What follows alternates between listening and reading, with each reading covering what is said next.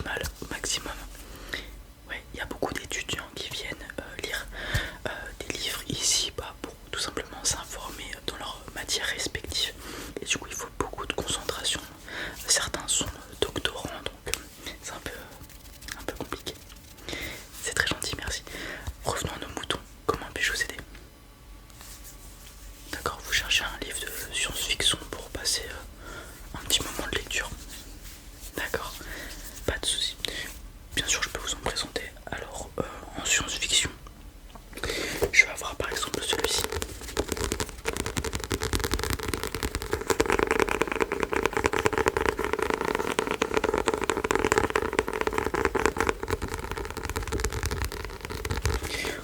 Alors, il s'appelle Némésis et c'est un livre de Isaac Asimov. Alors, je vais vous lire le descriptif à l'arrière. Némésis, l'étoile du châtiment, se dirige inexorablement vers le soleil, mais les terriens n'en savent rien, car l'astre mortel est caché par un nuage de poussière. Le danger n'est connu que de quelques savants postés sur un lointain satellite artificiel. Mais certains d'entre eux, oubliant la solidarité des hommes, ne pensent qu'à fonder une société nouvelle sur Erythro, une planète du système de Némésis qui va sauver la Terre. C'est une question. Marlène, la mal-aimée qui s'est éprise d'une planète. Tessa, la physicienne de génie qui cherche à percer les secrets de l'hyperespace. Tanayama, le croisé de l'antiracisme. Krill Fisher, l'agent secret qui franchit les années-lumière pour retrouver sa fille. Ou l'étrange organisme qui s'est pris de passion pour les hommes. Et en dessous, on a une petite description. Un roman passionnant et oppressant où les relations psychologiques des personnages en univers clos sont analysées sans complaisance. Un livre où il faut plus ou moins de concentration n'empêche pour réussir à s'imaginer l'histoire dans notre tête et à bien cerner les personnages. Comme vous pouvez le voir, on va suivre l'histoire de plusieurs personnages. Donc on a Marlène, Tessa, Tanayama, Krill Fisher ou un étrange organisme.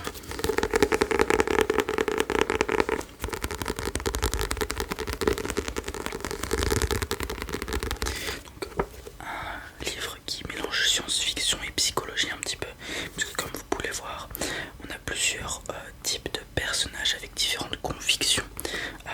Est-ce qu'ils vont sauver la Terre ou pas?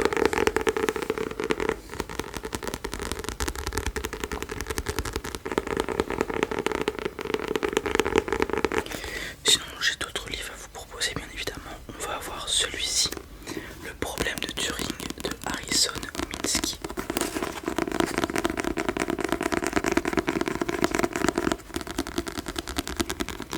Alors, Brian Delaney, génie des mathématiques, touche au but. Il a trouvé une solution au fameux problème de Turing. Créer une intelligence artificielle qui puisse au moins rivaliser avec l'intelligence humaine. Son bureau est envahi, sa machine et ses notes volées, ses commanditaires assassinés, lui-même est laissé pour mort, la moitié de son cerveau détruit. Il va lui falloir recommencer et se reconstruire lui-même, inventant la première prothèse cérébrale. Est-il encore un humain ou plus qu'à demi une machine? Dans ce thriller allaitant, Harry Harrison, l'auteur de Soleil Vert, et Marvin Minsky, le pape mondialement reconnu de l'intelligence artificielle, exploitent les idées les plus récentes sur l'un des plus profonds mystères de l'univers, le secret de l'intelligence. Livre, bouquin d'actualité, je pense, avec toutes les IA qui se développent actuellement, comme ChatGPT et autres. Je pense que ça peut être très très intéressant.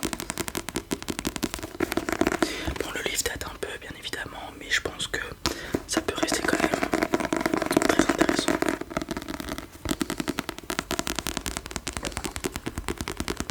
Ouais, c'est marqué. Il date de 98, le livre.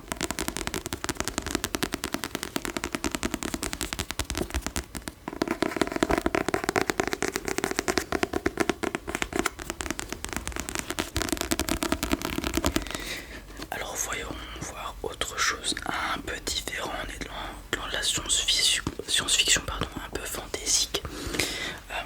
Donc ça va être Grigner la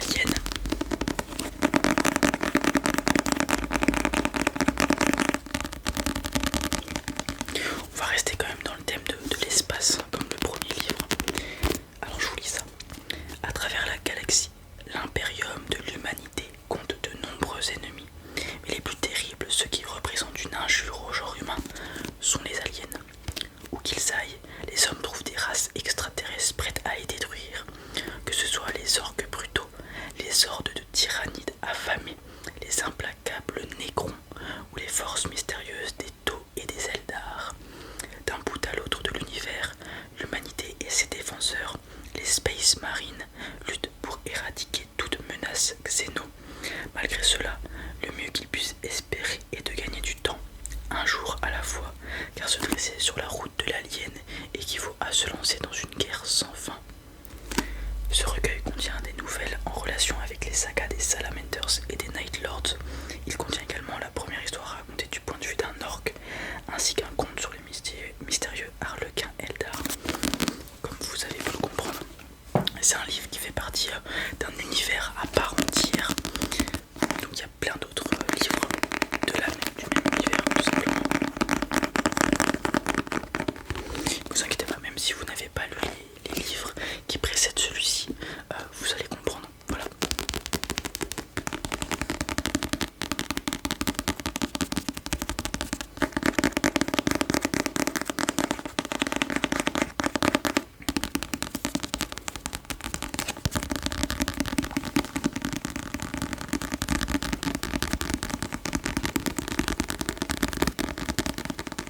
Bon, je vais vous présenter un dernier livre.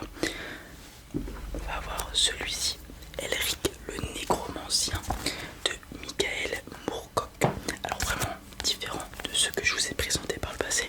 Le passé c'était il y a 5 minutes, même pas, même 30 secondes, puisque celui-ci ne va pas parler du tout d'espace ou de temps, de mathématiques, c'est vraiment différent. Je vais vous lire ça. Le glorieux empire de Melniboné s'est effondré sous l'assaut des puissances surnaturelles.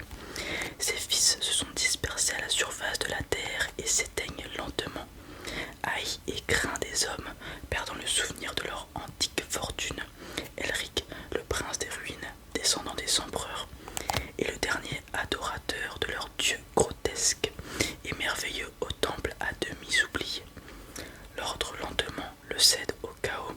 Elric est l'héritier de secrets terribles qui désormais ne peuvent que retarder l'échéance et portent surtout malheur à celui qui les détient.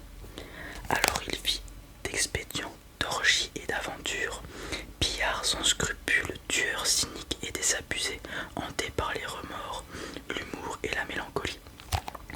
Constamment, il nargue la mort en attendant qu'elle le rattrape.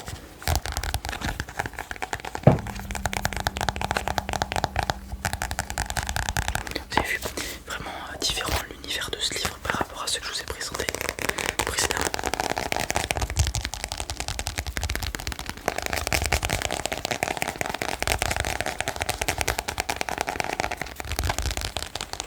Est-ce que parmi ces livres, y en a-t-il un qui vous a fait de l'œil peut-être?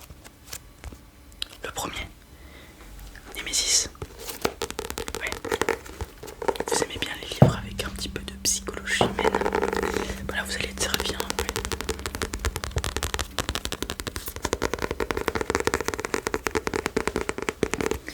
Ok, donc on part sur celui-ci.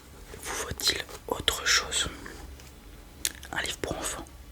Ouais. Oui, bien sûr, je peux vous en recommander.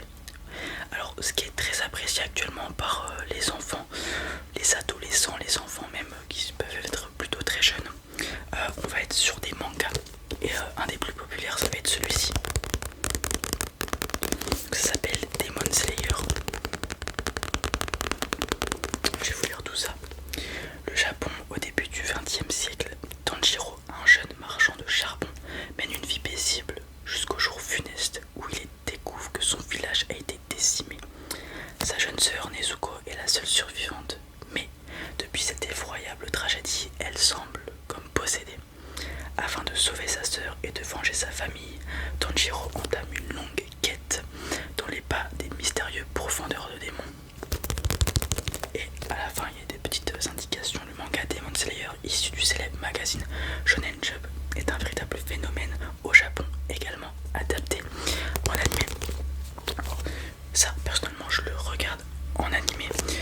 C'est un très très bon shonen, un très très bon manga. Shonen, c'est un type de manga qui est destiné un peu aux adolescents, aux garçons, à l'audience mâle adolescente. Très très bien, beaucoup de combats un petit peu, avec des personnages très bien écrits, développés. Après cela dit, si la personne à qui est destiné ce livre est assez jeune, plus on avance dans l'histoire, plus ça commence à être trash gore, donc avec beaucoup de scènes un petit peu violentes, etc. Donc peut-être pas recommandé. Ok, en effet.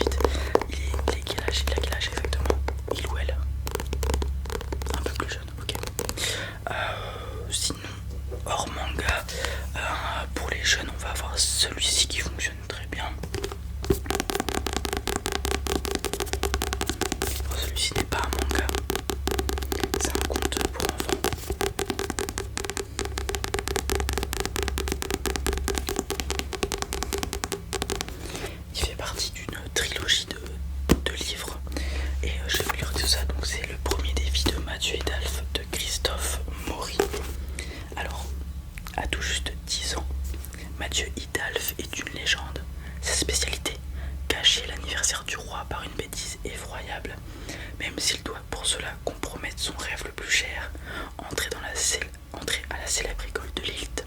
Mais cette année, la fête risque de tourner au drame. Les redoutables frères Estaf ont rompu un serment magique et menacent de tuer le roi. C'en est trop pour Mathieu et Dalph. Il ne laissera personne saboter à sa place le royal anniversaire. Comme vous m'avez dit l'âge de la personne qui va lire ça, 10 ans, il va pouvoir se retrouver dans la peau du personnage puisqu'ils ont quasiment le même âge. Ça va être pas mal. Comme vous pouvez le voir, le personnage principal est un jeune enfant